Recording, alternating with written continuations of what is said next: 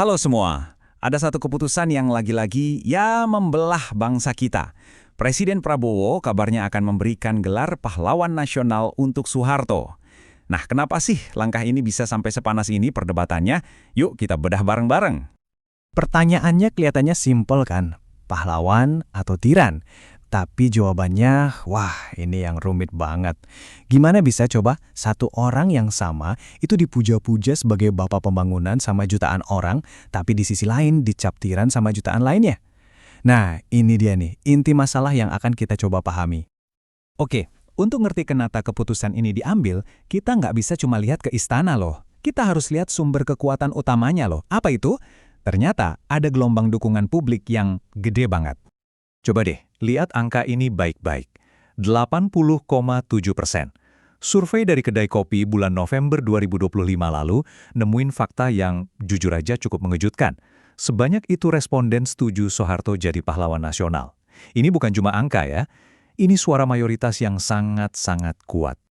Dan ternyata ini bukan anomali, bukan cuma satu survei aja. Lembaga-lembaga lain kayak INSS, terus LSI dan IJA, itu juga nemuin pola yang sama, lagi dan lagi. Jadi bisa dibilang dukungan publik buat Soeharto ini masif, nggak bisa dibantah. Terus pertanyaannya, dukungan segede ini datangnya dari mana sih? Jawabannya kalau disimpelin cuma satu kata, nostalgia. Iya, nostalgia. Buat banyak orang, apalagi yang ngerasain langsung hidup di zaman Orde Baru, masa itu ya zaman enak, sembako murah, politik stabil, rasanya aman. Kenangan-kenangan manis kayak ginilah yang jadi fondasi dukungannya. Nah, dalam dunia psikologi, fenomena ini ada namanya loh, namanya Rossi retrospection. Gampangnya gini, ini tuh kecenderungan otak kita buat ngelihat masa lalu jadi kelihatan lebih indah dari aslinya. Kenangan yang jelek-jeleknya kayak kesaring gitu, lupa, jadi yang diingat yang bagus-bagusnya aja. Seolah-olah kita lagi pakai kacamata pink pas ngelihat sejarah. Pemerintah sendiri gimana? Ya, mereka membingkai ini sebagai sebuah penghormatan. Kata mereka, ini cara bangsa kita menghargai jasa-jasa pemimpinnya. Sebuah narasi yang, ya jelas pas banget kan, sama suara mayoritas yang kita lihat di survei-survei tadi. Oke, tadi kita udah lihat sisi yang mendukung. Sekarang kita balik koinnya. Karena di balik angka-angka survei yang tinggi itu ada suara lain, suara perlawanan yang gak kalah keras, yang sumbernya dari luka sejarah yang sampai sekarang belum sembuh. Nah, ini dia ringkasan dilemanya. Di satu sisi, kita ngomongin jasanya Soeharto, stabilitas, pembangunan, swasembada pangan. Tapi di sisi lain, kita juga nggak bisa lupa sama warisan 32 tahun kekuasaan otoriter, KKN yang merajalela, korupsi, kolusi nepotisme, dan tentu saja pelanggaran HAM berat. Dua sisi ini, ya dua-duanya bagian dari sejarah yang sama. Lalu, siapa aja yang menentang keras?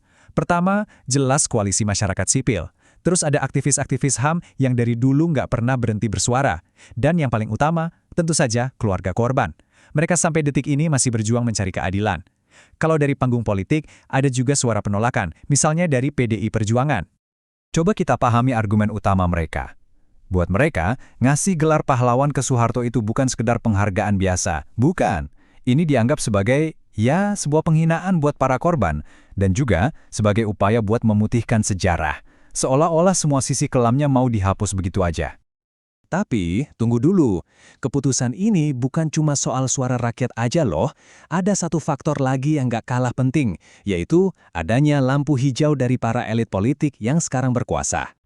Dan dukungannya ini, wah, datang dari mana-mana. Coba bayangin, dari mantan Presiden Jokowi, pimpinan MPR dan DPR, sampai partai-partai besar kayak Gerindra dan Nasdem. Ini nunjukin kalau secara politik, jalannya tuh udah mulus banget buat Soeharto jadi pahlawan nasional. Yang menarik juga, panggung internasional kelihatannya juga udah berubah. Dulu kan Prabowo sempat dilarang masuk Amerika Serikat selama 20 tahun. Sekarang, justru diterima, bahkan dipuji-puji. Nah, perubahan sikap internasional ini secara nggak langsung ngasih semacam ruang aman buat pemerintah buat ngambil keputusan-keputusan domestik yang kontroversial. Ya kayak gini nih. Oke, jadi kita udah lihat 3 hal ya. Dukungan rakyat yang kuat, perlawanan dari para korban, dan restu dari para elit.